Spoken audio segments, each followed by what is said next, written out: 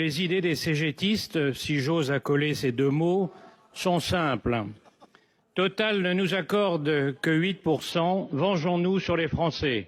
Ouvriers bloqués dans les queues des stations-service, infirmières en panne et leurs patients qui attendront, artisans au chantier suspendus.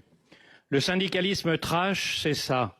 Des salariés payés le double de la moyenne qui empêchent les autres de travailler et qui en plus prétendent les défendre. À tous ceux tentés de croire à cette arnaque, je voudrais rappeler ce dicton: on finit toujours par payer le joueur de pipeau. Le comble du cynisme, c'est quand on apprend que ces grèves n'ont rien à voir avec le pouvoir d'achat, mais que ces règlements de compte à CGT Chorale.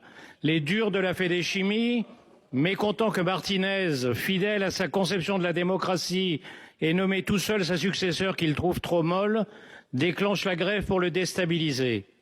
Pour les faire taire, il en rajoute dans la radicalité, sur le dos des Français, comme toujours. Personne n'est dupe, et l'automne chaud que nous promettent les agents d'ambiance de l'Agit-Prop piétine. Les grèves sont condamnées par une majorité de Français. La journée d'hier fut un échec, comme le fut dimanche la marche des grouchos marxistes de la NUP, emmenée par le Che Guevara de Nation Bastille. La prochaine étape est encore plus obscène. La récession guette la planète, le prix de l'énergie met des usines à l'arrêt. Les Français vont avoir froid cet hiver, mais la même CGT, pour la plus grande joie de Poutine, empêche la maintenance des centrales nucléaires qui nous permettrait de surmonter l'arrêt du gaz russe.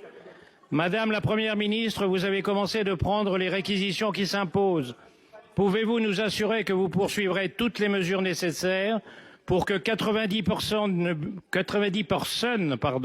ne puissent interdire à la moitié de la France de se déplacer et que quelques centaines d'autres ne puissent empêcher nos concitoyens de se chauffer au cœur de l'hiver?